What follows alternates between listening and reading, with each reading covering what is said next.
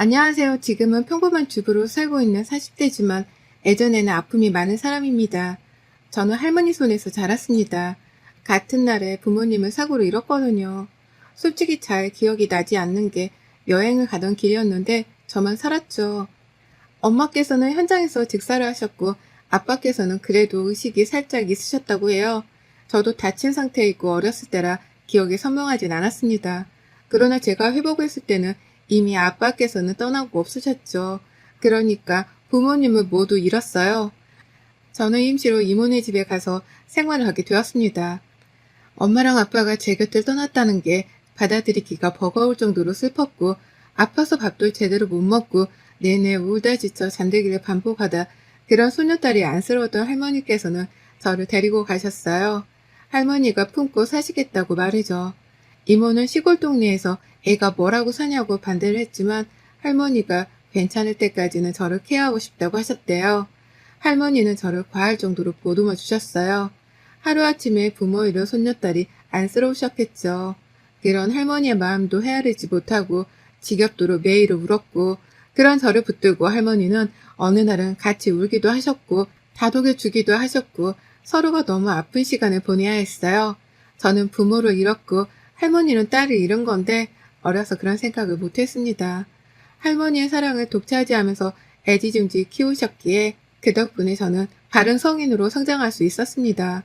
사랑을 많이 받아서 그런지 사랑을 많이 베풀 수 있는 사람이 되었고 저에게는 부모님보다 할머니가 더 소중한 존재가 되어버렸죠.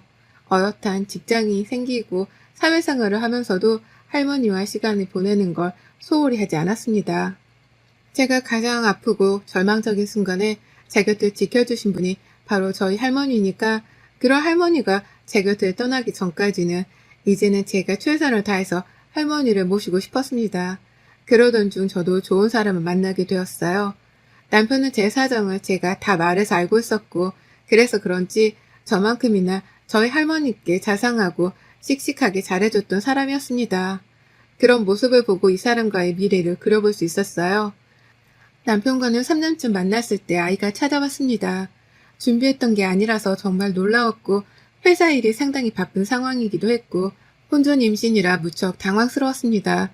저녁에 급하게 남편과 만나자고 말을 했고 만나자마자 테스트기를 꺼내밀면서 말했습니다. 수영씨, 나 임신이래. 어쩌지? 이게 두 줄이면 임신 맞는 거지? 정말이야?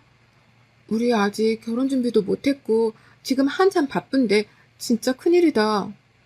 고마워, 예린아. 고마워. 걱정하지 말고 차근차근 준비해보자. 알겠지? 차근차근 그 준비를 어떻게 해야 할지 모르겠다고 나는. 자신이 없다고 아직은. 결혼을 누가 자신 있어서 해. 그냥 그렇게 다 흘러가는 거지. 안 그래? 불안하고 무서운 저와는 달리 남편은 마냥 신나고 기쁘고 아이의 존재를 받아줬습니다. 그게 한편으로는 다행이다 싶으면서도 계획적인 걸 선호하는 편이라서 조금 두렵기는 했어요. 임신 사실을 알고 저희 할머니께 먼저 남편과 찾아가 이 사실을 말씀드렸습니다. 할머니가 많이 놀라실 줄 알았지만 오히려 너무 좋아하셨어요. 그리고 하루빨리 나를 잡으라면서 제가 결혼하는 걸 보고 갈 수 있어 기쁘다고 하셨습니다. 그 말이 괜히 찡하더라고요. 할머니께는 말씀을 잘 드렸고 이제 시댁에 갔습니다. 남편이 워낙 시부모가 모두 친절하고 좋다고 해서 기대하고 갔어요. 그러나 오랜만에 제가 고아라는 사실을 깨닫게 되었습니다. 안녕하세요, 아버님, 어머님. 저 임애린입니다. 얘기 끝나면 불러. 방에 있을게. 들어가 있어요. 임혜린, 본론은 말할게. 임신을 했다고 해서 결혼을 할 수 있다고 생각했다면 그건 네 착각이야. 요즘 세상이 어떤 세상인데 겨우 임신했다고 결혼을 시키니? 더군다나 또 부모도 없는 코아라며. 난 절대 싫은데 이래 어쩌니? 네? 물론 제가 고아인 건 사실이지만 할머니 밑에서 교육도 잘 받고 자랐고. 예, 내 말 안 끝났어. 오늘 네 말을 들을 생각 없으니까 넌 그냥 내가 하는 말이나 듣다가 가면 되는 거야. 알아들어? 우리 집이 엄청 대단한 집안까지는 아니더라도 코아 며느리를 받을 집안은 아니거든. 수준 떨어지게 이건 아니거든. 정말로. 심지어 봐라. 엄마 없는 티가 딱 나잖니. 다 큰 처녀가 얼마나 자기 몸간수 하나 똑바로 못했으면 혼자 임신을 하니. 창피한지도 모르고. 애미가 있었어 봐. 교육을 했어 봐. 달라졌지 상황이. 엄마, 말씀을 그렇게 하세요? 지금 너무 심하잖아요. 왜 그러는데? 시끄러. 어디서 여자라고 데려온 게 겨우처럼 코와 나부랭이나 데려와서 엄마 아빠 속을 뒤집어? 그래놓고 네가 할 말이 있어? 오늘 보는 게 처음이자 마지막이길 바래. 두 번 다시 볼 일 없을 테니까 얘는 키우든가 말든가 알아서 하고 우리 집안에 들어올 꿈도 꾸지 말고 나가. 어머님, 제가 부족하죠. 누가 봐도 부족하게 보일 수 있지만 저라는 사람 자체를 봐주세요. 사람 자체만 봤을 때는 결코 부족하지 않아요. 어머님, 제가 잘할 수 있고 잘할게요. 야, 나가라고 좋게 말할 때 끌려나가고 싶니? 네가 데리고 나가. 끌려가는 꼴 보기 싫으면 짜증나게. 이래서 가정교육이 중요한 거야. 저는 그렇게 시댁에서 쫓겨났고 나오자마자 길바닥에 주저앉아서 한참을 울었습니다. 너무 서럽더라고요. 제가 고아인 게 제 잘못도 아니고 심지어 부모님이 사고로 가신 건데 저렇게 말하실 수 있을까 싶었습니다.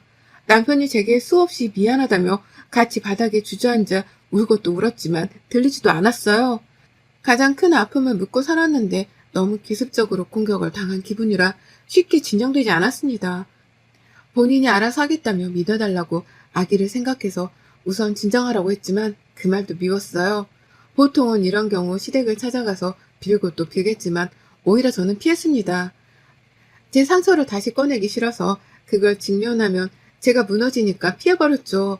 그러는 동안 남편도 만나지 않았어요. 남편을 보면 똑같이 생긴 시모 얼굴이 떠올랐고 그럼 그날이 자꾸 떠올라 감정이 좋지 않았어요.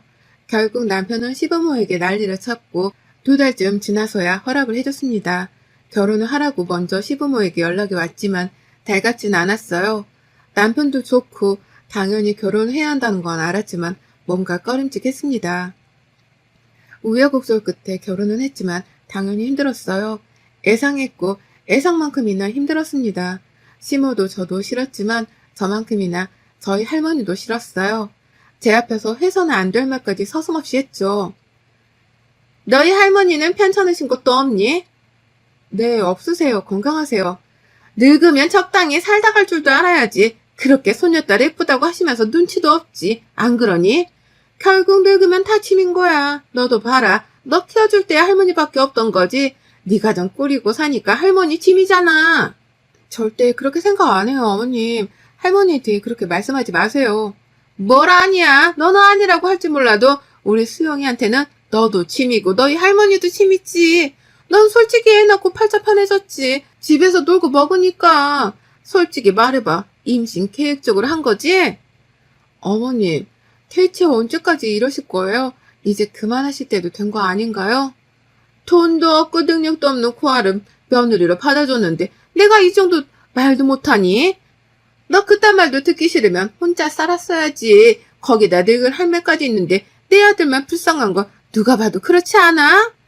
시몬은 매일같이 저랑 할머니를 짐 취급하며 욕을 했어요. 다행인 건지 아들을 낳아서 그런 건지 제 아들은 예뻐 죽었죠. 그러던 어느 날 할머니께서 건강에 문제가 생기셨고 수술을 하게 되셨습니다. 큰 문제까지는 아니더라도 연세가 있다 보니 결코 가볍게 넘길 수가 없었어요. 안 그래도 발을 동동 굴리고 있는데 남편이 선뜻 먼저 말했습니다. 여보, 할머니 퇴원하시면 우리 집으로 모셔. 당분간만이라도 같이 지내는 게 좋겠어. 그래야 서로 안심되고 좋을 것 같아. 그치? 정말이야? 안 불편하겠어? 나한테도 할머니야. 그냥 다를 게 뭐가 있어. 정말 고마워, 여보. 남편이 먼저 할머니를 집으로 모시라고 말을 해줘서 할머니를 퇴원시킨 후 집으로 모셨습니다. 그러나 이 사실을 모르고 집에 온 시몬은 당황했죠. 심지어 욕을 하면서 들어오고 있었는데 할머니랑 딱 마주친 겁니다. 이게 무슨 냄새니? 환기 안 시켰어? 청소 상태는 왜 이래? 너는 이런 곳에서 민준이를 키우고 싶니? 이래서 가정교육이 중요한 거야. 집구석에서 하는 것도 없는 애가 청소 하나 똑바로 못하니? 어머, 깜짝이야. 할머니가 계셨으면 말을 해줘야지. 너도 참. 안녕하세요. 안녕하겠어요? 이럴 줄 알았는데 현장을 딱 잡았네. 내가 아주 우리 혜린이가 뭘 그렇게 잘못해서 얘를 쥐잡듯이 잡아요. 예? 애미애비 없는 게 얘 잘못이에요? 그럼 그쪽은 애미애비 다 있어? 없잖아. 어디 감히 귀한 남의 손녀딸을 잡고 있어? 죽을라고. 참나. 뭐라고요? 할머니 뭐라고 하셨어요, 지금? 너 내 손에 죽고 싶냐고 했다, 왜? 내가 다 참아도 우리 에린이 건드리는 것들은 가만 안 둬. 내가 지켜볼 건데 계속 그렇게 괴롭혀봐. 그럼 나 죽을 때 데리고 갈 거니까. 미치셨어요? 지금 저 협박하세요? 미친 건 너고 어디서 싸가지 없이 어른한테 미치셨어요? 이러고 있어?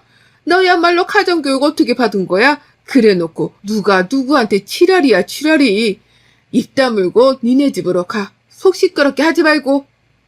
그렇게 할머니는 시모에게 욕을 한껏 퍼부어 주셨고 쫓아내셨습니다. 정말 통쾌하다 못해 속이 다 뚫렸어요. 그리고 할머니는 말씀하셨죠. 저런 인간들에게 쩔쩔매지 말라고. 내가 너한테 줄 게 있으니 기죽지 말라고 말입니다. 줄 게 뭐냐고 물었더니 죽을 때 주려고 했는데 아무래도 안 되겠다며 조금만 기다리라고 하셨죠. 뭔지는 몰라도 기대하면서 지냈어요. 그러던 중 시모가 본인 지인들과 무슨 파티를 할 거니까 저보고 와서 음식 준비를 하라고 했습니다. 무려 15인분을 준비해야 했는데 제가 그걸 왜 해야 할까 싶었고 저도 머리를 썼어요. 15인분치 고급 양식을 배달시켜 드렸습니다. 그걸 받은 시모는 날뛰며 전화가 왔죠. 야, 너 지금 뭐 하는 거야? 직접 차리라니까 감히 배달을 시켜? 어머님, 그거 하나에 얼만 줄은 아세요?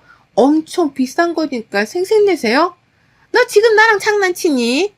어머니, 민준이가 있는데 제가 거기 가서 언제 15인분을 만들어요. 조금만 생각해봐도 불가능하다는 거 아시잖아요. 넌 내일 보자. 내가 집으로 갈 테니까 기다리고 있어.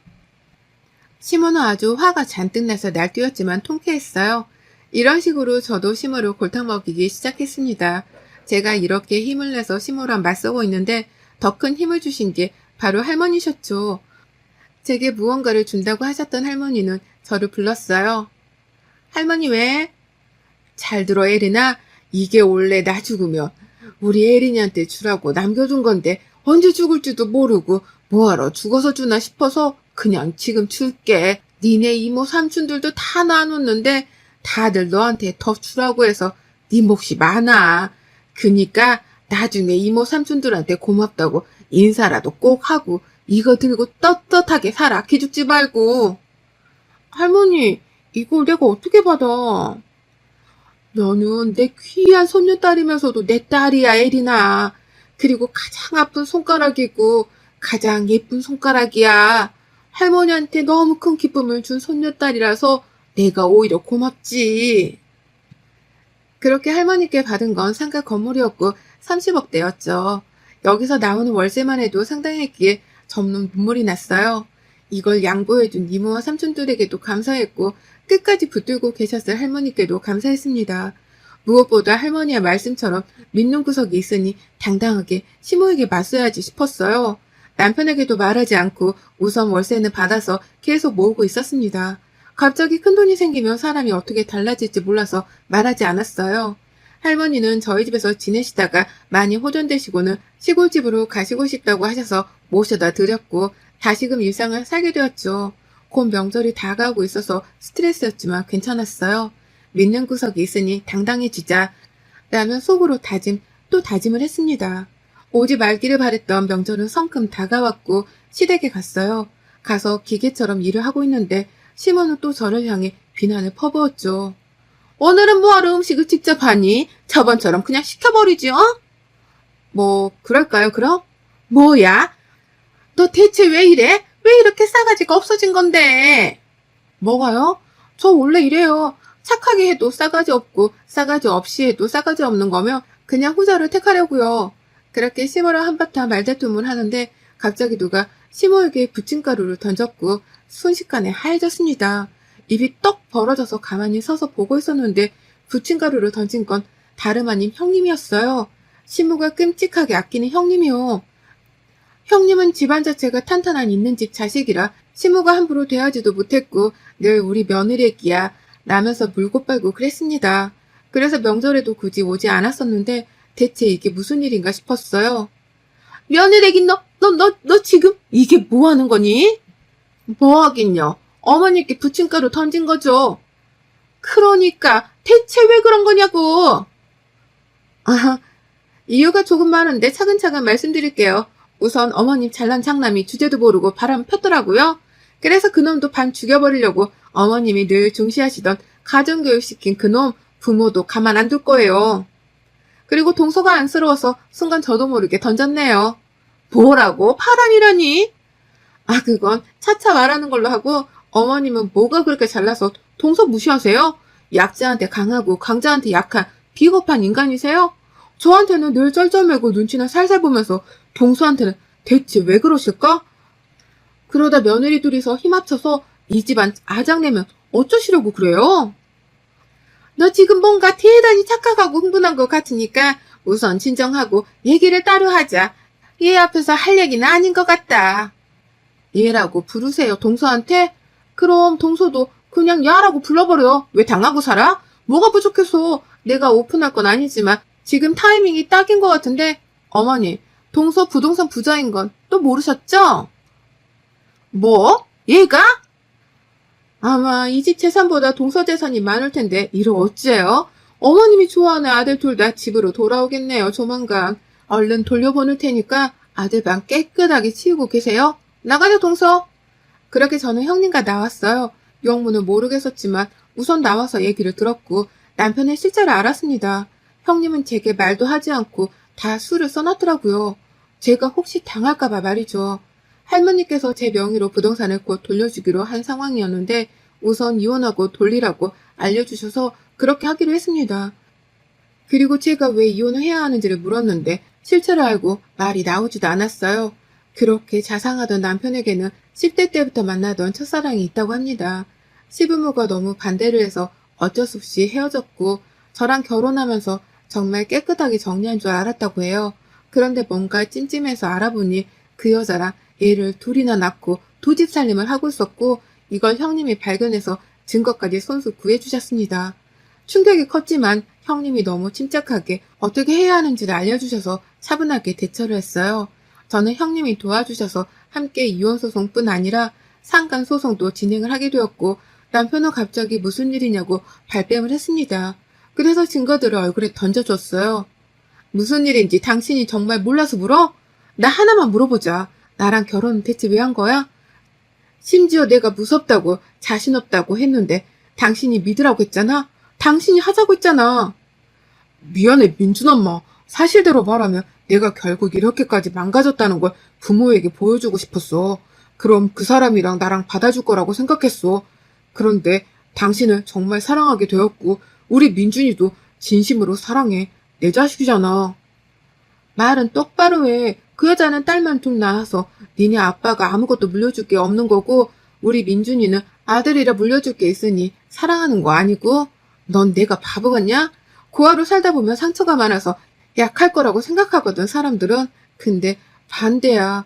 오히려 상처가 너무 많다 보니 엄청 독하거든. 이런 거에는 충격을 받지도 않을 정도로. 민준 엄마, 이혼은 안 돼. 우선 진정하고 우리 얘기를 잘 해보자, 어? 시끄러워. 날 얼마나 멍청하게 봤으면 이런 짓을 하지? 멍청하게 보인 내 잘못이지 누굴 탓하겠냐? 그치? 그 후 저는 아이와 함께 이사를 했고 그 이사한 집에 할머니도 모시고 왔어요. 그러면서 이혼을 하게 되었습니다.